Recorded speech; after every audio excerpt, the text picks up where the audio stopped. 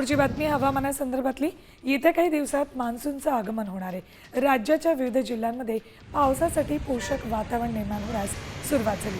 काही जिल्ह्यांमध्ये पारा 40शी पार गेलाय। असं असतानाच आज कोकणासह मराठवाड्यात वादळी पावसाची शक्यता आहे। सातारा, कोल्हापूरसह 7 जिल्ह्यांना येलो अलर्ट जारी केलाय।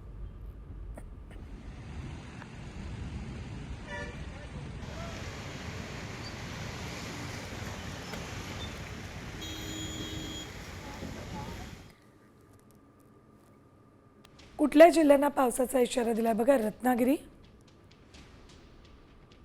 सिंधुदुर्ग,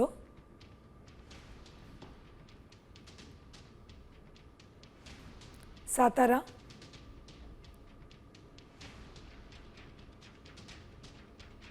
कोल्हापूर, सोलापूर,